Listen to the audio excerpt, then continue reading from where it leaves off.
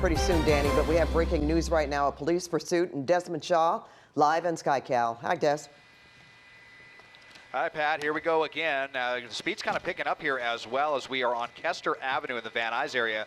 We heard from LAPD that this is a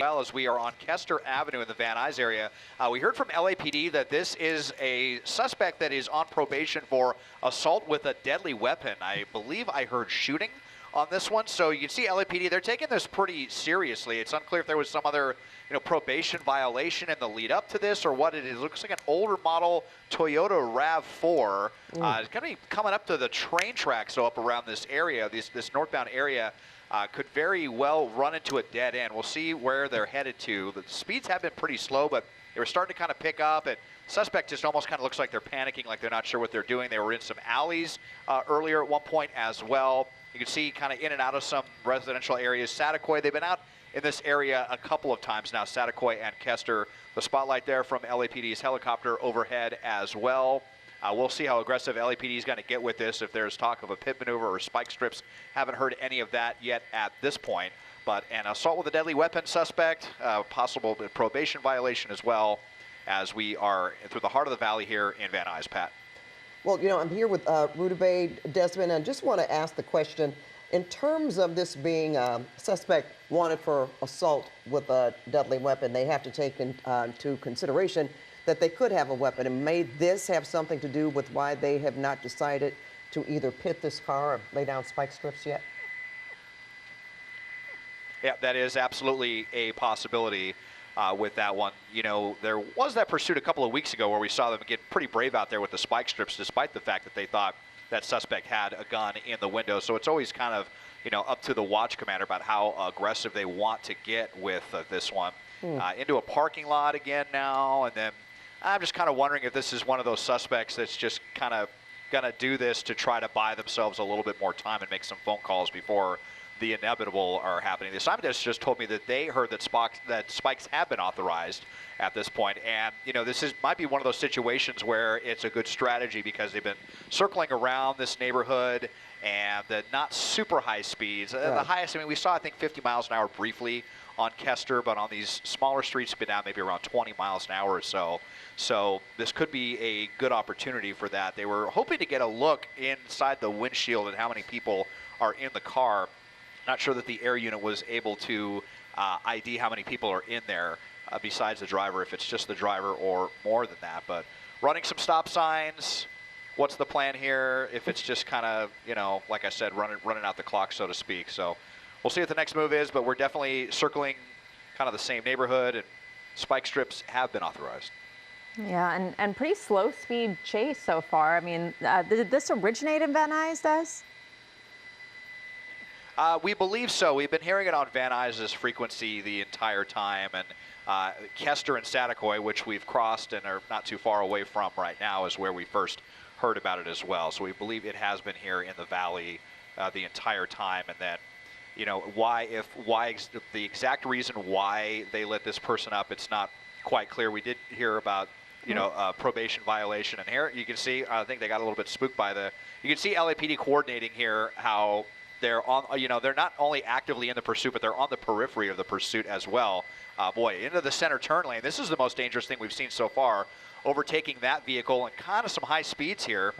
Yeah, she's 50 miles an hour, almost onto the wrong side of the road there. I think maybe a little bit of panic setting in there from the suspect, seeing just how many units are actively pursuing them right now. And that shot that you just gave us, Des, there are a lot of units behind this driver. And as you said, on the periphery, so probably did sort of put some kind of desperation in this driver. He's slowing down a little bit now. I say he, we assume that it's a he. Yes, and again, this is a known suspect as well, that they said that they, were confident of the probation violation. So, and the reality is, this isn't going to do anything to help their cause, as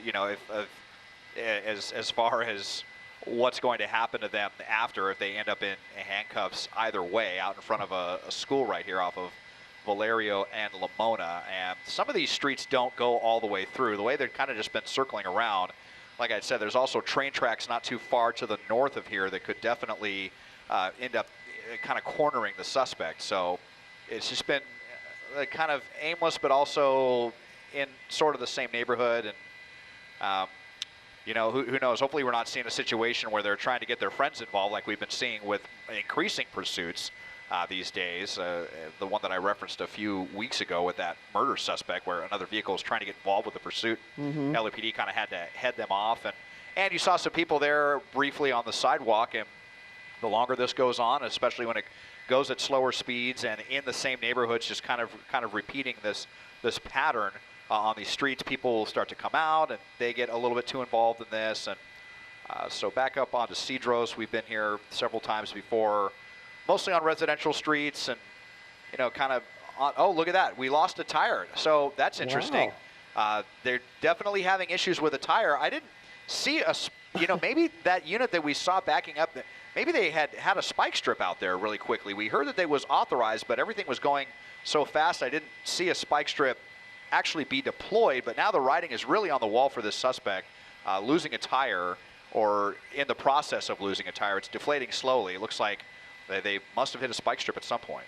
You know, our director just got in our ear and said, oh, there was sparks coming from the front of that car. So possibly that was, yes, when that tire flew off. And I was going to ask you that question, Des, because I know it's dark. Oh, and yeah, look at that. There they were. Yep, right there. There were some. Yeah, I see. Satacoy and Willis, there were some spike strips. Yeah, I'm not sure if they got more effective spikes there, but yeah, you can see all those sparks coming out right now. It might even have, I mean, boy, you just kind of will double in it to take a look at this right now. And the suspect up to 35 miles an hour, and this, you know, being a front drive vehicle, I mean, they're going to start to have some trouble controlling the car. So it's only getting worse for the suspect right here, and LAPD not giving any indication that this is someone that they're just going to let escape now into an alleyway right here, kind of an industrial area. We'll see where this dumps us out to, but yeah, it is definitely going south for the suspect, so to speak here. If this vehicle was, or, you know, already not a very fast vehicle as it was, and now we're going to be down to 3 tires. So how much longer do they want to keep this up? You could definitely see that turning point when the suspect started. The erratic driving sped up. It was definitely a turning point when that spike strip hit and started kind of, as you called it, panic mode a little bit. So now in the back alley there, and not a lot of options for places to go, but it looks like speeding up and slowing down. Oh, there's oh, well, yeah. We don't know if that's a friend or whatever. And you know what, as you mentioned too, Desmond, he is a known suspect. So either way, they know who it is. Yep. And we know that the vehicle is registered out of Van Nuys, as the assignment desk just let me know that. So, you know, that also kind of makes sense why we're just hanging out in the Van Nuys area. But, you know, we're talking about a probation violation, and now this kind of seriousness as well. And you're thinking that, like I said, you know, maybe he's just making some phone calls or something and letting everybody know that he might be headed back, you know, behind bars for a little bit after this. And some of these suspects, like I said, they just know it. They just want a little bit more freedom, and it's very nerve-wracking for the police and dangerous for people. Yeah, I mean, he's just kind of straddling the center divider. I'm not even sure if he's paying attention to what's going on. He's not even trying to get through any traffic. There's also some road work here. Van Nuys Boulevard down near Sherman Way. They've been doing some utility work in this area for the new light rail project I know that they'll be working on for the next decade or so. So into the parking lot, and yeah, just cutting around, back out onto Sherman Way. We're going again, and this is going to be the second or third time we're out here. What are they doing? Yeah, it's just kind of aimless. Keep the car going as long as possible, but you know, active construction zone now as well. That tire's still hanging on. There's still some rubber there, but it's got to be a horrible sound that it's making there. And as the rubber is almost certain to dislodge from the wheel here pretty soon. Yeah, it makes you nervous looking at a construction zone. You hope that no one's out there actually working and vulnerable in that way. It was good actually to see that there weren't a lot of people out on the street, pedestrians. Yeah, I can still see sparks out that driver's side he's of looking that front at it too. tire. Yeah, Okay, and now he's checking it out. He just rolled down his window and kind of remarked on it. So yeah, we did get a good look. It looks like it was a younger guy that was driving, but weren't able to see inside the passenger seat if there is anyone else inside of this older RAV4. Seems like he's picking up a little bit of speed there too, Desmond, interestingly enough. Yeah, and definitely not a good idea with, I mean, it's likely to cause the rubber to separate from the wheel more quickly doing that. And it's, you know, when that happens, if he panics, this could lose control of this vehicle pretty fast. A little bit of a top-heavy vehicle here. RAV4, pretty cool old SUV, but definitely not known for its tight handling or anything like that. But yeah, I mean, look, we're like 50 miles an hour now on Van Nuys Boulevard. We're going to be going by the, getting through kind of downtown Van Nuys. Ooh, had to really slam on the brakes right there to get around. That was close. And almost rear-ended that vehicle. That could have ended up being probably worse for them than for the person they were going to hit. But yeah, just running out the clock, it appears, and trying to squeeze the last few ounces of freedom out before probably the inevitable surrender, unless he has a plan for, you know, running into a building or something that we're not privy to, or if he's on the phone with some friends. But definitely trying to drag this out as much as possible. Irwin at Vester will be back out onto Kester Avenue here, but a pretty dense area of Los Angeles. Lots of apartment buildings here. A lot of people out walking around at night after work, and just kind of curious if they might come in with a pit maneuver to try to bring this to an end more quickly, or if they're just going to kind of wait until he decides to give it up. And you know the thing too, Desmond, they have certainly stayed with this vehicle. So as you mentioned, if he even thought about, oh yeah, we can get a pretty good look at the driver now. Yeah. If he even thought about making a foot bail, they're right there. It's not as if, you know, he sped up and they backed off, right? I mean, they're right behind him. Yes. Yeah, absolutely. Here, we'll just widen out and show you. They have been pretty much on his bumper the entire time. And, you know, a fairly serious want, assault with a deadly weapon, was what we were hearing, as well as a probation violation. Those might be, you know, one in the same, or maybe that's why they were on probation, was because of that in the first place. It's still a little bit confusing, the details, but there is some sort of connection there. And we did get the best look that we've had inside, seeing that there was no one in the passenger seat. So unless there's someone in the rear seats, he is going to be the only person in the vehicle right now. But yeah, you know, we saw earlier with that motorcycle pursuit, LAPD, they got in there very quickly and to that parking structure and did not let that suspect get away. And it seems like they are kind of going with the same tact with this suspect, not wanting to give them any room and just staying as close as possible. So if they do try to get out and run, they'll be able to nab them quickly without them, you know, running into a property and shutting the door and turning into a barricade situation or something like that. But we're still going despite only being on 3 good tires, and maybe there could be another spike strip in the offing. There was one of the ones we saw recently, I think it was spiked like 4 or 5 times, and that's what it took to finally disable that vehicle. So just because we have one good spike, sometimes the suspects, they get one tire spiked and they give it up and that's enough, but others, they just take it as far as the vehicle possibly will go, and that's kind of the way we're trending with this pursuit. We had interesting discussion about the time they threw those 4 spike strips down, Desmond, because we're thinking, wow, well, that's kind of expensive. You wonder how much those things cost. We know how heavy they are, and sometimes when you use them, you can't replace them, right? Or some of them are not as easy to replace as others. So I was just surprised that they had 4 of it at the ready. Yeah, and probably from, you know, 4 different units that they had to do to deploy those. That's actually a good question, Pat. I'm not sure how much those spike strips cost. Oh no! Oh my goodness! Just like that, it's over. What happened there? It's like they were not paying attention. Right? Calvert at Cedros, and just clipped that car and flipped onto his side. That was so bizarre.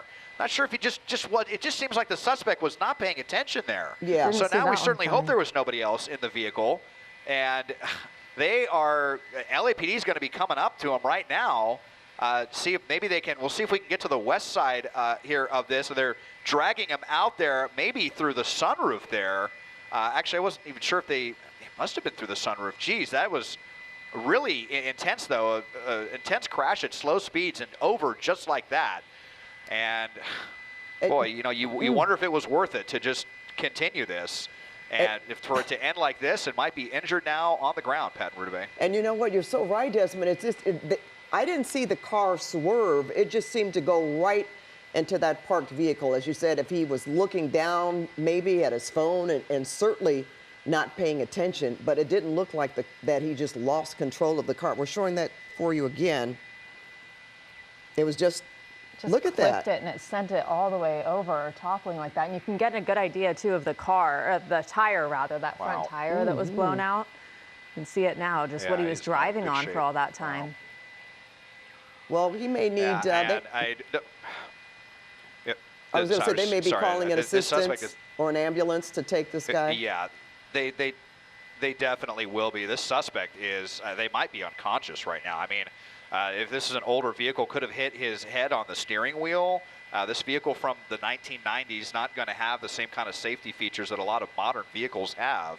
And you know, some of these they crumple pretty quickly. Even and that, not sure what the speedometer said of how fast the suspect was going, but they were not going that fast. And we have seen that a few times with these suspects where they just keep this going, and then they're looking down at their phone, or if they're live streaming, or they're you know, talking to somebody, or whatever they're doing, and they're not paying attention, and then bam, it's over just like that.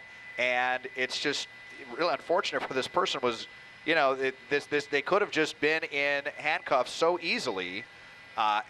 With the probation violation or whatever may not have been the biggest deal, and now the suspect is just they're not moving. I mean, they might be, like I said, unconscious or worse. So they did just call. You saw the 4 fingers for a code 4. The suspect in custody here, but a bizarre ending and possibly serious injuries, self-inflicted after just inexplicably running into that vehicle here on Calvert Street near Cedros, an industrial area of Van Nuys. And thankfully no one else in that other car, no one else around on that street. And it was pretty remarkable how quickly they pulled him out too. They just all jumped in like that and pulled him right out.